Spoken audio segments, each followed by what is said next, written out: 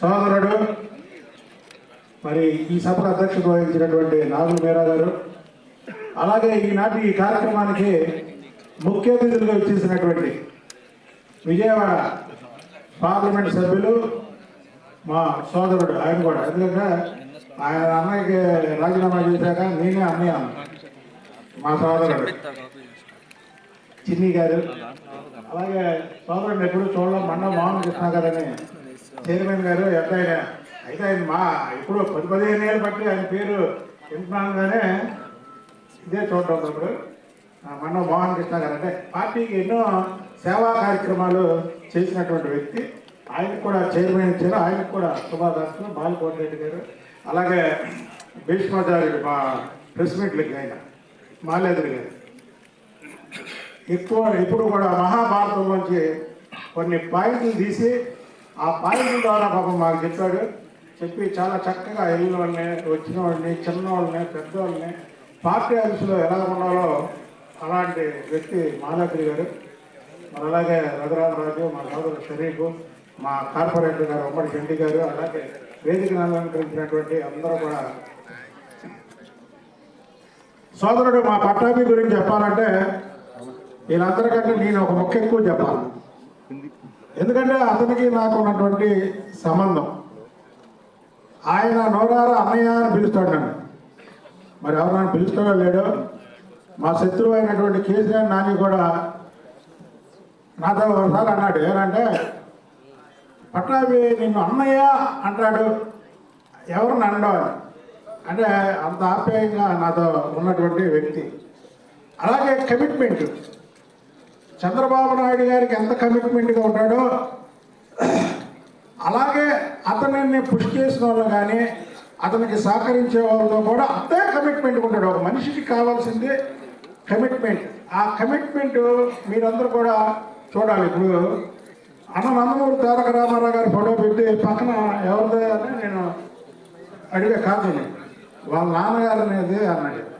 నిజంగా తల్లిదండ్రులని గౌరవించిన వాడు ఇంకా పెద్ద స్థాయికి వెళ్తాడు మా పట్టాభి. నిజంగా చెప్తాడు. ఇక్కడ ఇలాంటి సభలో కొండపల్లి శ్రీనివాస్ గారిని వేదిక మీదకి స్వాగతం, సుస్వాగతం.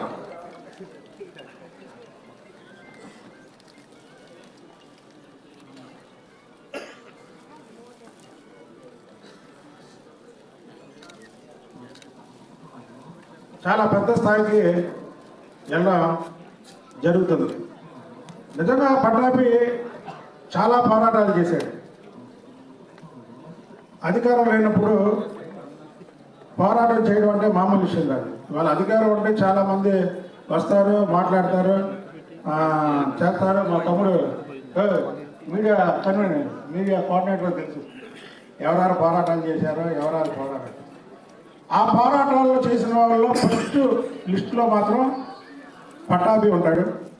మరి పట్టాభికి ఎంపీ గారు కూడా సహాయ సహకారాలు అందించడమే కాకుండా మరి ఈ కార్యక్రమానికి ఇందాక స్వచ్ఛ భారత్ గురించి రామ్మోహన్ గారు ఏదో చెప్పాడు. కానీ నిజంగా తమ్ముడు నీకు ఒక మంచి పదవి ఇచ్చారు. ఎందుకంటే స్వచ్ఛ భారత్ అనే పదవికి 2014 నుంచి 2019 వరకు చైర్మన్గా భారతదేశానికి చంద్రబాబు నాయుడు గారు చేశారు.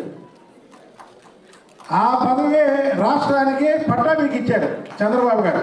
ఇక్కడ ఒకటి గ్రహించండి, మోడీ గారు ప్రధానమంత్రిగా ఎన్డీఏలో ఉన్నటువంటి ముఖ్యమంత్రుల్ని ఒక్కొక్క శాఖకి ఒక్కొక్క చైర్మన్ చేశారు. స్వచ్ఛ భారత్ అనే ఒక దానికి చైర్మన్గా చంద్రబాబు గారిని చేశారు.